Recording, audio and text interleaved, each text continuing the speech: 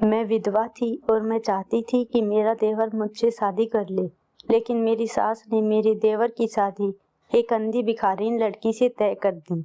मेरा देवर अमेरिका से डॉक्टर की डिग्री लेकर आया था और मुझे यकीन था कि उस भिखारिन को देखकर वह इसे तलाक दे देगा, लेकिन वह खुशी खुशी अपनी पत्नी का हाथ पकड़कर उसे कमरे में ले गया। रात को मैं दूध के बहाने उसके कमरे में गई तो मैं देवर को देखकर जोर जोर से चिल्लाई, क्योंकि मेरी शादी के 6 महीने बाद ही मेरे पति की मृत्यु हो गई। मैंने अपने दुख के 6 महीने अपने ससुराल वालों के साथ बिताए। इसके बाद मेरे माता पिता मुझे लेने आए, लेकिन मैं उनके साथ नहीं गई क्योंकि मैं उन पर बोझ नहीं बनना चाहती थी। मेरे माँ बाप की स्थिति कुछ खास नहीं थी। उन्होंने बड़ी मुश्किल से मेरी शादी तय की थी। मेरी सास के केवल 2 ही बेटे थे और एक बेटी थी। मेरा देवर मेरे पति से 3 साल छोटा था। मेरे पति की मृत्यु के बाद मुझे लगा कि मेरी सास को मेरी शादी मेरे देवर से कर देनी चाहिए, इसलिए मैं उनका दिल जीतने की भरपूर कोशिश कर रही थी। मैं घर का काम खुद ही करती थी। रात को सोने से पहले अपनी सास के पैर दबाती थी। मैं अपनी सास की यथासंभव सेवा कर रही थी, क्योंकि मैंने सोचा था कि उन्हें एक बार फिर मुझे अपनी बहू बनाकर इस घर में लाना चाहिए। मेरी ननद की शादी हो चुकी थी, वह भी बहुत अमीर घर में, इसलिए वह हमारे घर ज़्यादा नहीं आती थी, क्योंकि उनके घर में किसी भी चीज़ की कोई कमी नहीं थी और वह वहीं खुश थी। लेकिन जब भी मेरी ननद आती तो मैं उनका बहुत अच्छे से सत्कार करती। मैं रोज़ उनके पसंदीदा व्यंजन बनाती और उनके बच्चों को भी बहुत लाड प्यार करती थी। इस वजह से मेरी सास हमेशा मुझसे खुश रहती थी और हमेशा मुझे ढेर सारा आशीर्वाद देती रहती। वह कहती थी, मैं भगवान से प्रार्थना करती हूँ कि मेरी दूसरी बहू भी तुम्हारी जैसी अच्छी हो। तुम मेरे लिए मेरी बेटी की तरह हो। कोई भी लड़की मेरी इतनी सेवा नहीं करती जितनी तुम करती हो। मुझे अपनी सास का दिल जीतने के लिए कुछ भी करना पड़ा, क्योंकि हमारे घर में मेरी सास का ही राज था। सब कुछ उनकी इच्छा के अनुसार होता था। अगर उन्हें कोई बात बुरी लगती तो इस घर में कोई उसका जिक्र तक नहीं करता था, क्योंकि मेरी सास बहुत सख्त थी। मेरी सास मुझसे इतनी खुश थी कि मुझे विश्वास था कि वह मेरी शादी मेरे देवर से करेगी।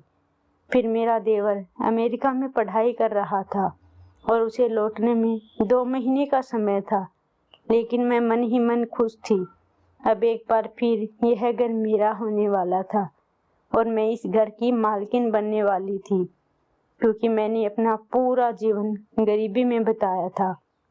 और जब मैं यहाँ आई तो मुझे पता चला कि आराम क्या होता है, और मैं यह सब कुछ खोना नहीं चाहती थी, क्योंकि मेरे ससुराल वाले बहुत अमीर थे। मेरा देवर मुझे बहुत अच्छा लगता था, वह बहुत सुंदर भी था और मैं उससे शादी करके अपनी सास की तरह इस घर पर राज करना चाहती थी।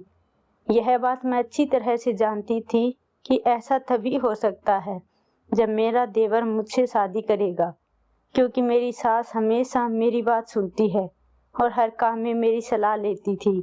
मेरे पति सामान्य दिखने वाले थे और ज़्यादा पढ़े लिखे भी नहीं थे। उनके किसी भी रिश्तेदार ने उन्हें बेटी नहीं दी, क्योंकि मेरे पति को बचपन से ही एक गंभीर बीमारी थी और यह बात उनके सभी रिश्तेदारों को पता थी। लेकिन मेरी सास ने यह बात मेरे पापा से छुपा ली, क्योंकि उन्हें पता था कि अगर उनकी बेटी के घर वालों को भी कभी बीमारी के बारे में पता चला तो वह कभी भी अपनी बेटी का हाथ नहीं देंगे। मेरे पापा को यह बात बिल्कुल भी पता नहीं थी, इसलिए जब उन्होंने मेरी शादी के लिए हाथ मांगा तो मेरे पापा तुरंत तैयार हो गए और मैं शादी करके इस घर में आ गई। लेकिन किस्मत में जो लिखा है उसे कोई नहीं टाल सकता। मेरी शादी के 6 महीने बाद ही मेरे पति की तबीयत अचानक खराब हो गई। मेरी सास ने मेरे पति के इलाज पर बहुत पैसे खर्च किए। वह उन्हें इलाज के लिए विदेश ले जाने को तैयार थी, लेकिन मेरे पति के पास इतना समय नहीं था और कुछ ही दिनों में उसकी मृत्यु हो गई। मेरे पति की मृत्यु के बाद मैंने 1 साल तक अपने ससुराल वालों और अपनी ननद की बहुत सेवा की और इस घर की बहुत अच्छे से देखभाल की। लेकिन उस दिन मुझे बहुत दुख हुआ जब मेरी सास ने कहा कि मैं अब अपने छोटे बेटे की शादी कर दूंगी। मैं मन ही मन सोच रही थी कि मैं एक नौकरानी की तरह दिन रात उसके पीछे पड़ी रहती हूँ, लेकिन अब मेरी सारी मेहनत बर्बाद होने वाली है और मैं ऐसा बिल्कुल भी नहीं होने देने वाली थी। एक बार मैं और मेरी सास मंदिर में दर्शन के लिए गए तो हमने देखा कि एक जवान लड़की भीख मांग रही थी जो अंधी थी। उसे देखकर मेरी सास बहुत चिंतित हुई और उसके पास बैठ गई और उसे पूछने लगी कि तुम अंधी कैसे हो गई और यहाँ क्या कर रही हो। मेरी सास उससे ऐसे बातें कर रही थी जैसे वह उसे शुरू से जानती हो। मैं सोच रही थी कि मेरी सास एक भिखारिन के पास कैसे बैठी थी और यह उसे कैसे जानती थी। वह भिखारिन से माफी मांग रही थी और उसे अपने साथ चलने के लिए कह रही थी। भिखारिन मेरी सास से कह रही थी कि अब मैं आपके साथ बिल्कुल नहीं जाऊंगी। मेरे साथ जो कुछ भी हुआ यह आपकी वजह से ही हुआ है और मैं इसके लिए आपको कभी माफ नहीं करूंगी। मेरी सास रो रो कर उससे माफी मांग रही थी और कह रही थी अब तू जो चाहेगी वही होगा, अब तेरी हर इच्छा पूरी होगी, तो बस मेरे साथ चल। और सास उस अंधी भिखारिन को अपने साथ घर ले आई। जब मैंने अपनी सास से सवाल पूछा कि इस भिखारिन को अपने साथ घर क्यों लाई हो और यह कौन है, उस पर मेरी सास ने मुझे सिर्फ इतना बताया कि मैं इसकी शादी अपने बेटे राहुल के साथ करने जा रही हूँ। मेरी सास ने यह कहा तो मेरे पैरों तले जमीन खिसक गई, क्योंकि मैंने जो भी सपना देखा था वह सब बिखरता हुआ नजर आ रहा था। इतना कहने के बाद उन्होंने यह कहा कि अब मुझसे इस बारे में दोबारा कोई नहीं पूछेगा। मैं अपनी सास की बातों से हैरान थी। वह अपने डॉक्टर बेटे की शादी इस अंधी भिखारिन लड़की से कैसे कर सकती थी। मैं अच्छी तरह से जानती थी कि मेरा देवर उस भिखारिन को देखते ही उसका गला दबा देगा, क्योंकि वह अमेरिका में पढ़ रहा था और उसकी रुचि कुछ विशेष करने में थी। वह एक अंधी और भिखारिन लड़की से शादी कैसे करेंगे। मैं अपनी सास के इस व्यवहार से आश्चर्यचकित थी। कुछ ही दिनों में मेरा देवर भारत लौट आया और मेरी सास ने उसकी शादी की तैयारियां शुरू कर दी। मेरी सास ने मेरे देवर को शादी के बारे में बताया था, लेकिन उसने उसे यह नहीं बताया कि जिस लड़की को उसने उसके लिए चुना है वह अंधी थी। मैंने अपने देवर को यह बताने की बहुत कोशिश की कि तुम्हारी माँ ने तुम्हारे लिए एक अंधी भिखारिन चुनी है, लेकिन मेरी सास ने मुझे सख्त मना किया था कि राहुल को पता नहीं चलना चाहिए कि वह किससे शादी कर रहा है। जब शादी का समय आया तो लड़की देखकर मेरा देवर बहुत खुश हुआ, लेकिन मैं यह देखकर हैरान रह गई। एक अंधी लड़की को देखकर मेरा देवर इतना खुश क्यों हुआ। मेरी चिंता बढ़ती जा रही थी। मुझे कुछ समझ नहीं आ रहा था। मेरे देवर ने एक अंधी लड़की से शादी कर ली और मेरे सामने ही अपनी पत्नी का हाथ पकड़कर कमरे में ले गए, लेकिन मेरे सारे सपने चकनाचूर हो गए। मेरी सास ने मुझसे कहा कि तुम्हें अब देवर और देवरानी की सारी जिम्मेदारियां निभानी होगी, क्योंकि वह अंधी है और कुछ देख नहीं सकती, इसलिए उसके खाने पीने से लेकर हर चीज की जिम्मेदारी तुम्हारी है और मैं इसे बिल्कुल भी बर्दाश्त नहीं कर सकती थी। इसलिए मैंने इस घर में अपनी सास की बहुत सेवा की थी और अब मेरी छोटी देवरानी की सेवा करने का समय आ गया था। मैंने हिम्मत करके अपनी सास से इस बारे में बात करने का फैसला किया और उनके कमरे में चली गई। मैंने अपनी सास से कहा कि आपने मेरे बारे में क्या सोचा है, आप मुझे कब तक नौकरानी की तरह रखोगे। पहले तो सिर्फ आप ही थी और अब आपने मेरे सिर पर एक अंधी लड़की बिठा दी। आप मेरे पति की माँ हो तो पूरे मन से आपकी सेवा कर रही थी, लेकिन मैं उस अंधी भिखारिन की सेवा नहीं कर सकती। मेरी सास ने कहा तुम मेरे पास आओ और बैठो, मैं तुम्हें बताऊंगी कि वह वास्तव में कौन है। मुझे अपनी सास के साथ कुछ अच्छा नहीं लग रहा था। मेरा दिल उनके साथ बैठने को तैयार नहीं हो रहा था। मैं अब इस घर को छोड़कर चले जाना चाहती थी। मैं अपनी सभी योजना में विफल हो चुकी थी। मैं उनसे कुछ भी सुनना नहीं चाहती थी, लेकिन मैं ऐसा नहीं कर सकी। मुझे न चाहते हुए भी अपनी सास के पास बैठना पड़ा। मेरी सास कहने लगी यह तब की बात है जब राहुल अमेरिका नहीं गया था। उसने मुझे बताया कि वह हमारी गली में रहने वाली विधि से प्यार करता था और वह दोनों एक दूसरे से बहुत प्यार करते थे। राहुल हमेशा मुझसे यही कहता कि तुम्हें उस लड़की के घर जाकर शादी के लिए हाथ मांगना चाहिए।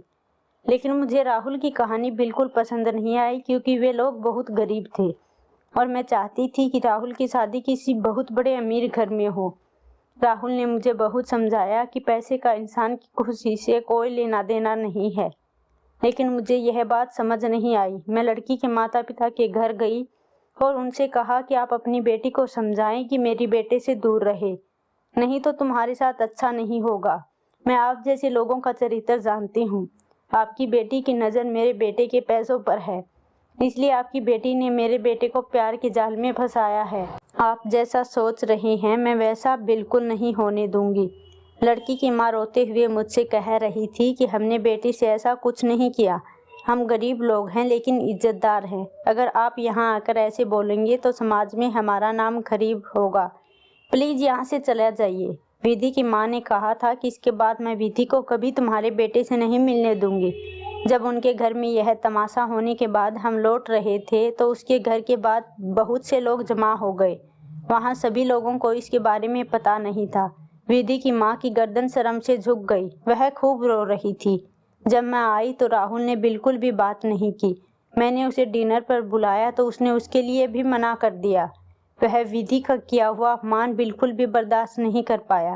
पहले कभी ऐसा नहीं हुआ कि राहुल ने मुझसे बात नहीं की हो। राहुल एक बहुत ही आज्ञाकारी लड़का था। वह मेरे बुलाने पर भाग कर आता था और यह सब इसलिए हुआ क्योंकि विधि ने फ़ोन करके राहुल को पूरी सच्चाई बता दी थी।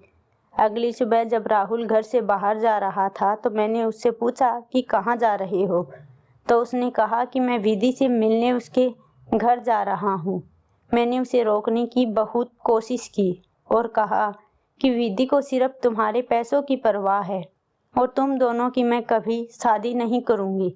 राहुल ने मेरी एक बात नहीं सुनी और घर से निकल गया। थोड़ी देर बाद जब वह दोबारा आया तो रो रहा था। अपने कमरे में जाकर देखा तो उसने सारा सामान अस्त व्यस्त कर दिया। मैंने उससे पूछने की कोशिश की लेकिन उसने कोई जवाब नहीं दिया और खुद को कमरे में बंद कर लिया। उसने पूरे दिन खाना भी नहीं खाया। मुझसे राहुल का यह व्यवहार बिल्कुल बर्दाश्त नहीं हुआ, क्योंकि मैं उसकी माँ थी और उसे अपनी जान से ज़्यादा प्यार करती थी। मेरा बड़ा बेटा बचपन से ही बीमार था और मैं अपने दूसरे बेटे को खोना नहीं चाहती थी। मैं विधि और उसके परिवार को गांव से बाहर निकालने के लिए कुछ भी करना चाहती थी। मुझे लगा था कि अगर वह गांव छोड़ देगी तो राहुल उसे भूल जाएगा और सब कुछ ठीक हो जाएगा।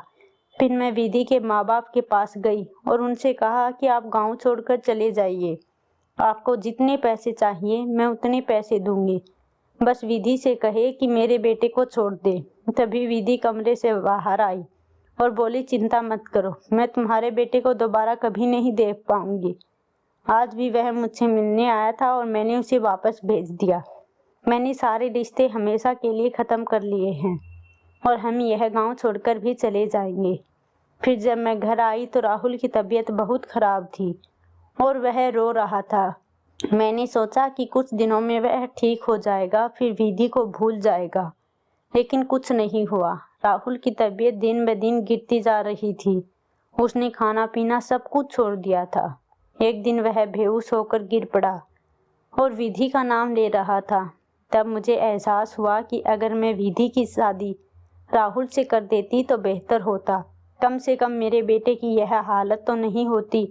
फिर मैंने राहुल से वादा किया कि मैं तुम्हारी शादी विधि से करवा दूंगी। मेरी बात सुनकर राहुल खुश हो गया और कुछ ही दिनों में वह फिर से ठीक हो गया। राहुल दोबारा विधि से मिलने उसके घर गया, लेकिन घर आया तो बहुत परेशान था और उसने कहा कि माँ, अब आप विधि के साथ मेरी शादी करने के लिए तैयार हैं तो विधि पता नहीं अपने परिवार के साथ कहाँ चली गई है। मुझे भी नहीं पता था कि वे लोग वास्तव में कहाँ गए थे।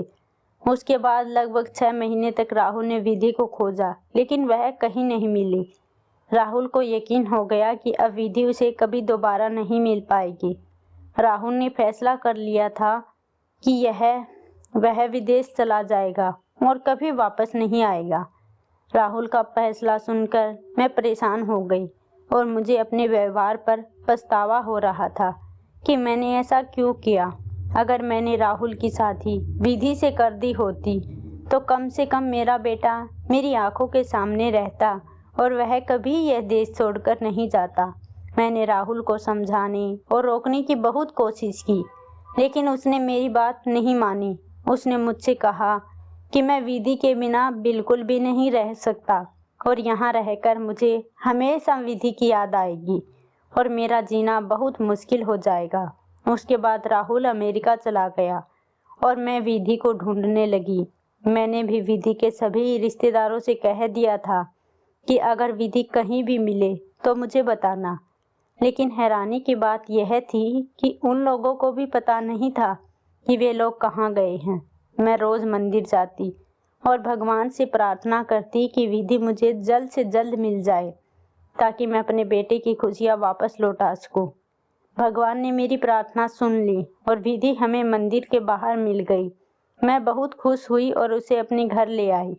विधि ने मुझे बताया कि जिस रात वे शहर छोड़कर जा रहे थे उसी रात उनके साथ एक दुर्घटना हो गई जिसमें उसके माता पिता की मृत्यु हो गई और विधि की दृष्टि चली गई। मैं उसकी बात सुनकर बहुत रोई क्योंकि उसके साथ यह सब मेरी वजह से हुआ था। यदि मैंने उसे यह गांव छोड़ने के लिए नहीं कहा होता तो इतना बड़ा हादसा नहीं होता। इसलिए मैंने फैसला किया कि अब मैं विधि की शादी राहुल से करूंगी। और जब राहुल विदेश से घर आया तो विधि को देखकर बहुत खुश हुआ। राहुल को खुश देखकर मेरी चिंता भी दूर हो गई। मैं अपने जीवन में एक पल के लिए भी संतुष्ट नहीं थी। मेरे लिए बच्चों की खुशी पैसों से ज़्यादा महत्वपूर्ण थी। यह सब बताते हुए मेरी सास की आंखों में आंसू बह रहे थे। उसने मुझसे कहा कि बहू, मुझे पता है कि तुम्हारे मन में क्या है। मैं कभी वह नहीं कर सकी जो तुम चाहती हो क्योंकि मैं मजबूर थी। तुम मेरी बेटी हो, तुमने मेरी सेवा की है, उसका फल ईश्वर तुम्हें देगा। अगर तुम चाहो तो मैं तुम्हारे लिए एक अच्छा लड़का ढूंढ दूंगी और तुम्हारी शादी एक अमीर घर में कर दूंगी।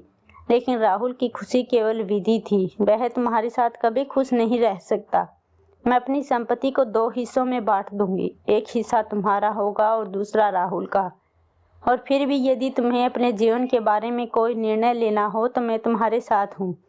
मुझे अपनी सास को यह कहते हुए सुनकर बहुत दुख हुआ कि मैं जो सोच रही थी मैं बिल्कुल गलत थी। मेरे मन में पैसों का लालच कितना बढ़ गया था। मैंने लालच में अपने परिवार का प्यार भी नहीं देखा। अगर उन्होंने फैसला किया होता तो अपने बेटे की मौत के बाद मुझे मेरे घर भेज देते, लेकिन उन्होंने ऐसा कुछ नहीं किया। मेरी सास ने मुझे अपनी बेटी की तरह रखा। उस समय मैंने अपनी सास से कहा कि मैं आपको कहीं छोड़कर नहीं जाऊंगी। मुझे इस घर में जितनी खुशी और संतुष्टि मिलती है उतनी कहीं नहीं मिलेगी। मेरी सास ने मेरी बात सुनी और मुझे गले लगाते हुए कहा कि तुम मेरी बहू नहीं, मेरी बेटी हो। यह सुनकर मुझे बहुत खुशी हुई। मैंने सास से कहा कि मैं राहुल और विधि को उनके कमरे में खाना देकर आती हूँ। आप उनकी चिंता मत करो, मैं विधि का ख्याल रखूंगी। विधि मेरी बहन जैसी है और मैं उसे कभी यह एहसास नहीं होने दूंगी कि वह देख नहीं सकती। मैं उसकी अच्छे से देखभाल करूंगी। जब मैं कमरे में गई तो राहुल डॉक्टर से बात कर रहा था और वह कह रहा था कि जल्दी से तुम विधि को विदेश लेकर जाओ और वहाँ इसका अच्छे से इलाज कराओ जिससे इसकी आंखें दोबारा से लौट आएं।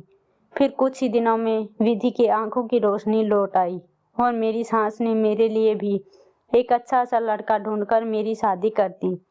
मेरी शादी जिस लड़के से हुई थी वह भी बहुत अमीर और पढ़ा लिखा इंसान था।